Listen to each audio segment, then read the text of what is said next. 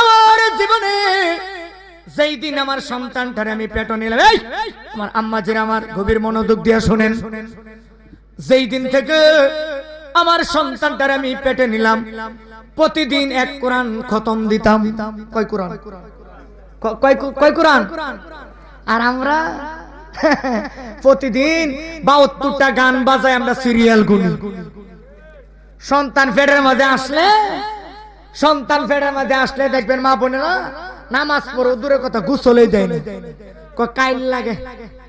স্বামীরা ডাক দেয়, কয় স্বামী গো শরীরটা জানি কেমন দুর্বল লাগে, ভালো লাগে না, সময়টা কাটে না, আপনি সারাদিন বাইরে থাকেন। কি করতাম, টেলিভিশন একটা লাগাই দিব ঘরে, লাগাই দেন, মোটামুটি সময়টা কাটবো। কথা কন না কে? সন্তানদের পেটে রেখে টিভি দেখে সিরিয়াল গুনে, আর কিছু মাইকা স্বামী আছে ওরা হাতের মধ্যে মোবাইল ধরায় দেয়। কথা কন না কে? এই জন্য আমি গবেষণা করে দেখলাম যে এই সন্তান বর্তমানে যুবকরা এবং বাচ্চারা, ছোট্ট ছোট্ট বাচ্চারা, এরা দুনিয়াতে আসার সাথে সাথে ওরা মোবাইল টিপে। কেন মোবাইলের প্রতি এত নেশা কেন? খাবার দেয়, মোবাইল দাও, খাইতাম না। ঘুমাইতে যায়, মোবাইল দাও, ঘুমাইতাম না। ও কাঁদতেই থাকে, ও বাবা কান্দা থামাস না, কুলে নেই কান্দা থামে না, কান্দে নেই কান্না থামে না, মাথায় নেই কান্না থামে না। কান্দসকে ও মোবাইল দাও। কথা কন না কে? এটা কই থেকে আসছে জানেন? ওই যে পেট থেকে। পেট থেকে কোথায় থেকে? পেট থেকে।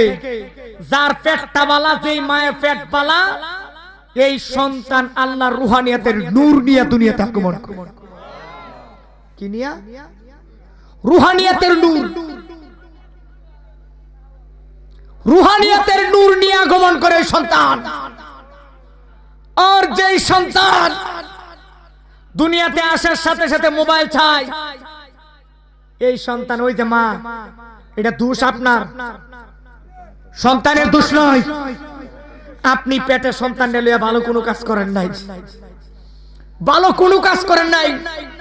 শেখ ফরিদের আম্মা বলে যে আমার সন্তান দুনিয়াতে আসার সাথে সাথে আল্লাহর প্রেমে ফানা হইলেন কেন? একটা মাত্রই কারণ, আমি হযরতে সুবেদা, আমি আল্লাহর পাগল, নবীর পাগল, আল্লাহর কোরআনের পাগল। আমরা দুনিয়ার পাগল, সন্তান তো দুনিয়ার পাগল হইবই। কথা কন না কেন? আরে জোরে কোন, ঠিক না ঠিক? সন্তান দুনিয়াতে, এই সন্তান আল্লাহর ওলি হইব কেন? এটা তো ডিপজল হয়। কি হয়? কি হয় এটা? ডিপজল। ডিপজলের মতো হইব। নেককার সন্তান যদি চান, সন্তান যখন মার গর্ভে আসবে, ঘর থেকে টাচ মোবাইল, টেলিভিশন সরায় দেন। আল্লাহর কসম খায় বলি, ওই সন্তান জীবনে কোনোদিন আপনার গাড় ধরে ধাক্কা দিবে না। এই সন্তান কোনোদিন আপনাকে অপমান করবে না। এই সন্তান কোনোদিন মুরব্বিদের সাথে বেয়াদবি করবে না। এই সন্তান দুনিয়াতে কোনোদিন বেনামাজি অবস্থায় থাকবে না। এই সন্তান মা বাবার চরণে জিহ্বা দিয়ে চুমা দিবে, কারণ ওই সন্তানের হক মা বাবা আদায় করছে। এই কথাগুলো কি আপনাদের কাছে বিরক্ত লাগে? বিরক্ত লাগতেছে এই কথাগুলি? আমাদের নফস নষ্ট হয়ে গেছে, আমাদের কলব নষ্ট হয়ে গেছে, আমাদের দিল নষ্ট হয়ে গেছে। এই জন্য আল্লাহ রাব্বুল আলামিন কোরআনে বলেন, ইয়া রব্বানা ইন্না, এই যে হুজুর আছে, জিজ্ঞাসা করবেন আপনাদের এলাকায় নাকি দীর্ঘদিন উনি ইমামতি করেছেন, আপনাদের এলাকারই সন্তান, জিজ্ঞাসা করবেন 22 নম্বর পারা এই সূরাটার মধ্যে এই আয়াতটা আছে কিনা, 22 নম্বর পারার মধ্যে এই আয়াতটা আছে কিনা? রব্বানা ইন্না আতানা সাদাতানা ওয়া কুবারানা ফাআদাল্লুনা সাবিলা। আপনার সন্তান বেনামাজি হইছে আপনার কারণে, আপনার সন্তান আল্লাহর দরবারে বিচার দিবে, বিচার দিবে আপনার নামে যে মালিক আমার সেই কুলাঙ্গার মা বাবা কোথায়? আজকে আনো আমার সামনে, তার বুকের উপর পাড়া দিয়ে আমি তারে নিয়ে দুজকে যাব। নাউজুবিল্লাহ কইতেন না? আর জোরে বলবেন না নাউজুবিল্লাহ? এই জন্য বাবাজির আমার, নামাজ শুধু পড়লে হইতো না। আপনি নামাজ পড়বেন, আপনার সন্তান টাচ খেলায়, আপনি রোজা রাখেন, আপনার সন্তান জুয়া খেলায়, নেশা করে, রোজা নাই, নামাজ নাই, আপনি সন্তানকে তাকিদ দেন না। নামাজ পড়লে কাম হইব? কথা কোনা কাম হইব? সন্তানটার আগে নম্রতা ভদ্রতা শেখান, সন্তানটারে আমলের দিকে ধাবিত করেন। সন্তানের প্রয়োজন আপনি শাসন করবেন। কয়দিন আপনার সন্তান আপনি শাসন করছেন? আপনি কইছেন হাত দিয়ে কইছেন করবো না ইবাদত, বিয়া কইরা লোক পরে করবো না। বিয়া করে 4-5টা বাচ্চা হয়ে গেছে, এখনো মসজিদে দাঁড়ে গেছেও যায় না। উষ্টা খায়া যদি কোনো সময় কপালটা মাটিতে পশ্চিম দিকে পড়ে যা, এটা আবার পূর্ব দিকে দিয়ে আবার কাঁচা করে। কথা কন না কে? অনুরোধ আপনাদের কাছে বাবা মা, আলোচনা অনেক হয়েছে, অনেক হয়েছে আলোচনা। শুধু আপনাদের কাছে 3টা নসিহত আমি করে যাই। 1 নাম্বার, ঘরের মানুষের সাথে ব্যবহার ভালো করেন। 2 নাম্বার, মুরব্বিদের সাথে ব্যবহার ভালো করেন। 3 নাম্বার, যুবকরা মাতা পিতার খেদমত করেন। 4 নাম্বার, সুদের সম্পর্ক বাদ দেন। 5 নাম্বার, ভিতর থেকে মুনাফিকি দূর করেন, হিংসামি দূর করেন, মানুষের সাথে ধোঁকাবাজি দূর করেন। কাজে লাগবে কই দিলাম। ভিতর থেকে হিংসা দূর করতে চাইলে একটা ওষুধ আপনাদের কাছে দেয়া যায়, মানুষদেরকে সালাম দিবেন। কি দিবেন? কি দিবেন? যতদিন না পর্যন্ত একটা রাস্তার রিক্সা চালককে মন থেকে সম্মানের সাথে সালাম না দিতে পারবেন, ততদিন পর্যন্ত আপনি নিজের ইমানদার দাবি করবেন। তবে কিসের ইমানদার? আমি তো সালাম খুঁজে খুঁজে বেড়াই। কথা কোন নাকি? সালাম দে খুঁজি আমাদের সমাজে মুড়া মুড়া লোক দেখে, টাকাওয়ালা লোক দেখে, তাদেরকে দেখে দেখে আমরা সালাম দিই। গরিবরা সালাম দিলে না জানি ইজ্জত কমে যায়। গরিবরা সালাম দিলে ওই সালামের আওয়াজ আর সে আজমে যায় বাড়ি খায়। ঠিক না বেঠিক? বাবাজির আমার, আপনাদের কাছে আবার অনুরোধ, 5 ওয়াক্ত নামাজ পড়েন। পড়বেন না ইনশাআল্লাহ? আজ থেকে আমরা এই সামনে রমজান মাস, এটা শাবান মাস, গতকালকে ইবাদত করেছে, শবে বরাত রাতে ইবাদত করেছেন আপনারা। আমার বিশ্বাস সবাই মসজিদে গিয়েছেন। আমার নবী বলেছে শবে বরাত রাতে যারা নামাজ আদায় করলো, যাদের ইবাদত আল্লাহ পাকের দরবারে কবুল হয়েছে, এরা পরের দিন মসজিদ ছাড়বে না। আর শবে বরাত রাতে ইবাদত করছে, এই ইবাদত করছে মানুষের দেখাইবার লাগা, পরের দিন মসজিদে আসে নাই, বুঝবো কেমনে যে তার দোয়া কবুল হইছে কিনা, তার ফরিয়াদ আল্লাহর দরবারে কবুল হইছে কিনা? নবী কই পরের দিন যদি তার খাসিলত, তার আদর্শ যদি ভালো হয়। কথা কন না কেন? এখন আমরা দেখা যায় শবে বরাতের দিন নামাজ পড়ি, কিন্তু পরের দিন ফজর ওয়াক্ত মসজিদে ইমাম সাহেব ছাড়া আর কেউ নাই। কথা কন না কেন? এই যে আজকে ওয়াজ হচ্ছে, আজকে ওয়াজ হচ্ছে, আজ থেকে 20-30-25 বছর আগে, এই যে আমার এই বাইজার, এই যে মুরব্বীরা, ওনার আব্বাজিরা বলতে পারবে, যেই দিন ওয়াজ হয়েছে পরের দিন ফজর ওয়াক্ত মসজিদে মুসল্লি জায়গা দেওয়া গেছে। ঠিক বলছি না? আমি কথা বললাম? মসজিদে জায়গা দেওয়া গেছে না। আর এখন যেদিন ওয়াজ হয়, আল্লাহর রহমতে 7 দিন পর্যন্ত যারা নামাজ পড়তো এরাও মসজিদে যায় না। কেন জানেন? আমাদের টার্গেট বাড়ানো। আমরা যারা মাহফিল করাই, কমিটি যারা, আমাদের টার্গেট বাড়ানো। আমরা বক্তা যারা, আমাদের উদ্দেশ্য বাড়ানো। আর আমরা শ্রোতা যারা, তাদের উদ্দেশ্য বাড়ানো। নাকি আমি মিথ্যা বলছি বাবা? কথাটা কি ঠিক আছে? আপনাদেরটা বলি, আপনারা যারা আসছে যে হুজুরটা কেমনে, সেই টাঙ্গাইল থেকে আসতেছে, হুজুরটা কেমন দেখে আসি, একটু কণ্ঠটা কেমন দেখে আসি। আপনাদের উদ্দেশ্য থাকার দরকার ছিল, মাহফিলে যাচ্ছি দেখি 2-4টা কথা শুনে নিয়ে আমল করতে পারি, আমলের কথা নিয়ে শুনতে পারি, আমল করতে পারি, ইমানটা নাকি ঠিক রাখতে পারি।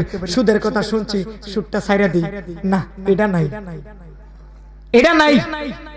আর আমরা বক্তারা যারা ওয়াজ করি, যে আজকে ওয়াজ করলাম, আগামী কালকে যেন এই দিকে বা অত্র এলাকায় যেন আমারে কই রে ফারুকি ওয়াজ করে গেছে। কথা কন না কেন? এটা আমারটাও কইলাম, আপনারা বলেন আমরাটা বললেন, আপনারটা বলবেন না। আর যারা মাহফিল কমিটিরা, প্রায় মাহফিল কমিটিরা, সবার মন না, প্রায় মাহফিল কমিটিরাই 100% মধ্যে 99% মাহফিল কমিটিরা কি জন্য ওয়াজ করে, উদ্দেশ্য কি জিজ্ঞাসা করলে বলবো হুজুর মানুষ যেন হেদায়েত হয়, যেন নেককার হয়। এখন আমি জিজ্ঞাসা করলাম, ভাই আজকে কি আপনি সারাদিন কোন ওয়াক্তে নামাজ পড়ছেন? কোন হুজুর নামাজ তো পড়ি নাই, নামাজ তো পড়ি নাই। এরকম লোক আছে না? আমি এবার এই কমিটিদেরকে বলতেছি না, সবার বেলা এরকম যারা আমাদেরকে অনেক সময় মাহফিলে নামাজের বিষয়ে হেদায়েত সম্পর্কে বলে, তখন আমরা বলি ভাই আপনারা এই মাহফিল কমিটির যারা আছেন তারা কি আজকে কোন নামাজ পড়ছেন? কোনা আমি জিজ্ঞাসা করছি কালকে পড়ছেন? কোনা কালকেও পড়ে নাই। কয়দিন ধরে পড়েন না? হুজুর গত জুমা পড়ছিলাম। এর ভিতরে মসজিদ আছে না নাই খবর নাই। তাহলে হুজুর, তাহলে আমাদের টার্গেটটা কি? আমাদের সবার টার্গেট ভালো করতে হবে, কারণ মরতে হবে এই কথাটা বিশ্বাস করতে হবে। কথা কোন ঠিক না? ঠিক। আল্লাহ আমাদের সবাই সঠিক বুঝ দান করে সকাল বলেন আমিন। তাহলে আজকের এই মাহফিল থেকে বেশি না, আমি 5টা মানুষ চাই যে হুজুর আজ থেকে ওয়াদা করলাম অন্ততপক্ষে রমজানের আগে আমি কোনোদিন 5 ওয়াক্ত নামাজ কাজা করব না। বাকিটা আল্লাহর ইচ্ছা। আল্লাহ এই রমজানের আগ পর্যন্ত যদি আপনি নামাজ পড়েন, বাকি নামাজগুলো আল্লাহ কবুলও করতে পারে। আমি আপনি তো পড়েনি, যারা না পড়েন 5 ওয়াক্ত নামাজ যারা পড়েন না, আজকের মাহফিল থেকে আমি মুসাফির মানুষ, মন ভরে প্রাণ ভরে দোয়া করব। আমি 5টা মানুষ চাই যে হুজুর আগামী কাল থেকে ইনশাআল্লাহ আমি 5 ওয়াক্ত নামাজ পড়ব। 1 নাম্বার কে আছে? একটা মানুষ আজকে সবাই নিয়ে দোয়া করবে। একটা মানুষ কে আছে? একটা মানুষ কে? ও পাইছে একজন। নাম কি ভাই? হ্যাঁ, একজন বলেন না, ওনার নামটা বলেন নাকি? একটু দাঁড়ান। মফিজুল ইসলাম, সুন্দর নাম। এই সবাই ডান হাত তুলেন, সবাই ডান হাত তুলে চিৎকার মেরে কোন মারহাবা। এই আওয়াজটা কম হইছে কেন? উনি নামাজ পড়ুক, আপনারা চান না? জোরে কোন মারহাবা। নারে তাকবীর, নারে রিসালাত। মোহাম্মদ মফিজ ভাই না? আল্লাহ তুমি কবুল করো, মঞ্জুর করো। আব্বা আম্মা আছে? আল্লাহ তুমি কবুল করো মোহাম্মদ মফিজ ভাই রে। আজকের মাহফিলে যেহেতু কোনো কালেকশন নাই, নামাজি কালেকশন করে দেয়া যায়।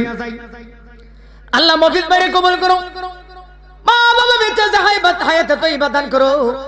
আল্লাহ মফিজ ভাইয়ের মনের বাসনা পূরণ করে দাও। আল্লাহ তার নেককার সালেহিন বান্দা হিসেবে, তোমার বন্ধু হিসেবে কবুল করে নাও। জোরে কোন আমিন। 1 নাম্বার। 2 নাম্বার কে? 2 নাম্বার কে? 2 নাম্বার সামনে রমজানে রোজা রাখবেন, 30টা রোজা রাখবেন ইনশাআল্লাহ, আর 5 ওয়াক্ত নামাজ আদায় করবেন। কি আছে? 2 নাম্বার।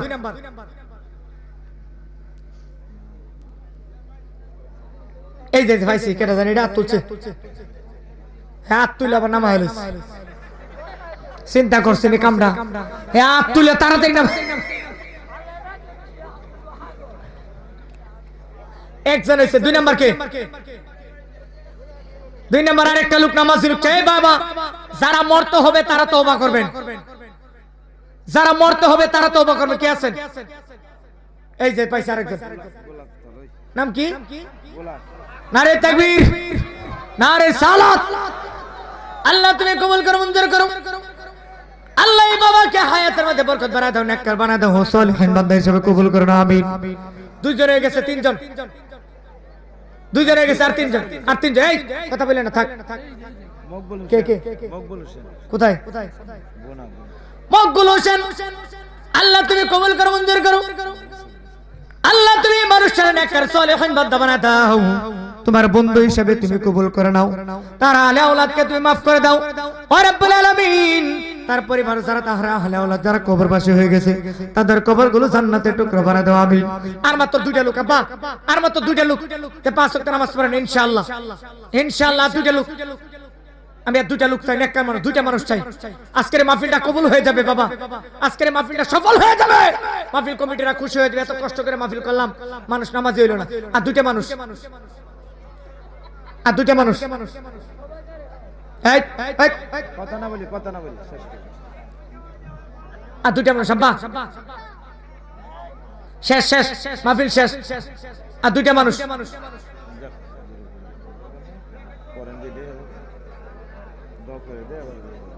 আচ্ছা আমার এই বাবা বলছিল, আপনার নাম জানি কি? মোহাম্মদ গোলাপ মিয়া, সুন্দর নাম। আল্লাহ ওনারা যেহেতু নামাজ আদায় করে, নামাজের জন্য জামাতের সাথে 5 ওয়াক্ত নামাজ আদায় করে তৌফিক দান করে। যেরকম আমিন। 4 জন হয়ে গেছে, আর মাত্র 1 জন। ফাঁকে ফানজাতন, যেই ফানজাতন আহলে বায়াত আপনাকে সারা জান্নাতে প্রবেশ করবে না।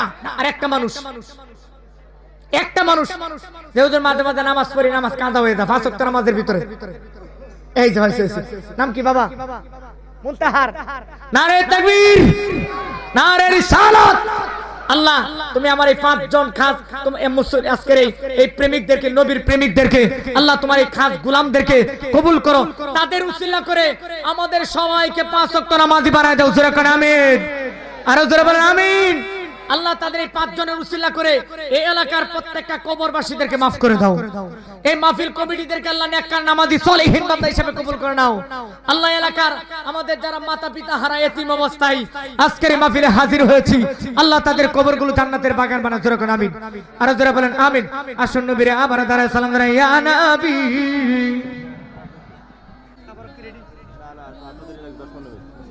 আচ্ছা আজ আমরা মিলাদ করতে দেব। আয়া হাবিব সালাম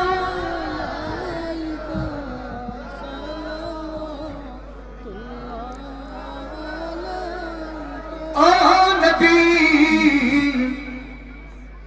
অগদরদি নামি কোন সাধনে নবী গো পাইব আপনাকে কোন